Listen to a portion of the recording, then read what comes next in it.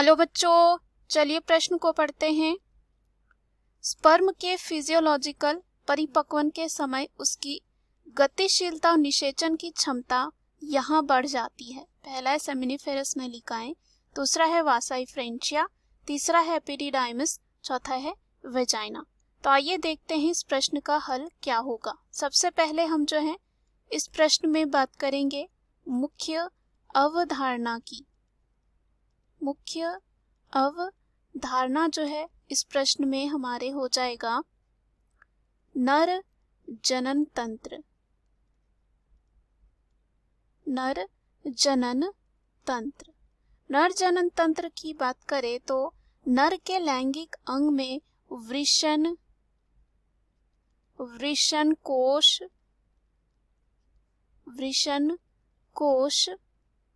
अधिवृषण,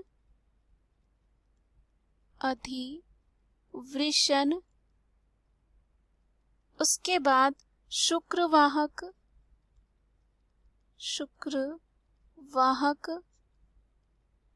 मूत्रमार्ग,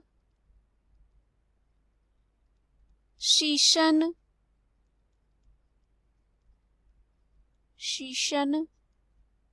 और कुछ सहायक ग्रंथियां शामिल होते हैं। सहायक ग्रंथियां जो हैं शामिल होते हैं।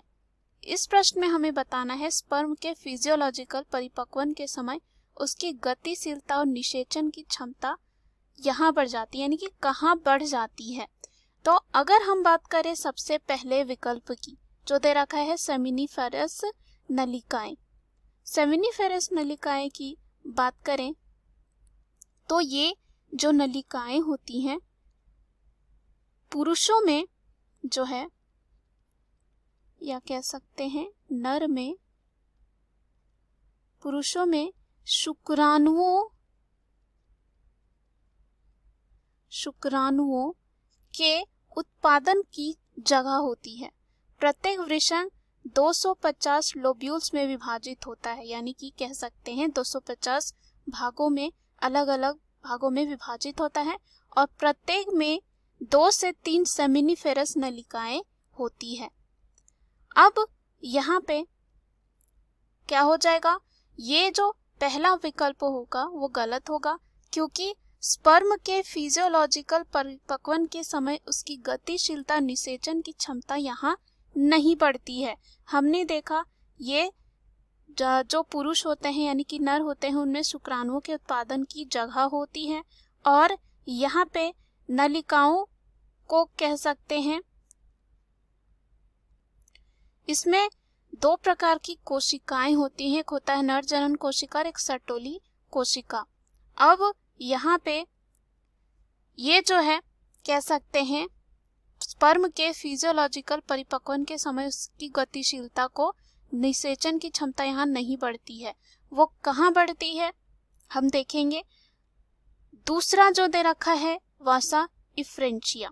वासा इफ्रेंचिया क्या होता है, एक पतली रोमक नलिकाएं होती है। रोमक नलिकाएं होती हैं जो वृषण यानी कि जहाँ पे शुक्राणु बनते हैं कि शुक्रजनक नलिकाओं से निकलती है और आगे जाकर जो है एपिडिडाइमिस में खुलती है और कह सकते हैं वृषण के अंदरूनी हिस्से में लंबे संकीर्ण कसकर कुंडलित नलिकाओं का द्रव्यमान होता है वासा इफ्रेंचिया। यहाँ पे भी ये जो है स्पर्म के फिजियोलॉजिकल परिपक्वन के समय उसकी गतिशीलता और निषेचन की क्षमता यहाँ नहीं बढ़ती है, तो ये क्या हो जाएगा, गलत। अब यहाँ पे क्या होता है, एपिडिडाइमिस जो दे रखा है सी विकल्प में।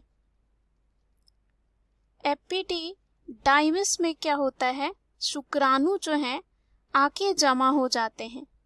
क्या हो जाते हैं, जमा हो जाते हैं और यहाँ पे हम कह सकते हैं एपिडिडाइमिस के सिर में शुक्राणु शारीरिक या कह सकते हैं फिजियोलॉजिकल परिपक्वता से गुजरते हैं और कह सकते हैं बढ़ी हुई गतिशीलता निषेचन क्षमता यहाँ पे आके प्राप्त करते हैं। कहाँ पे, एपिडिडाइमिस में।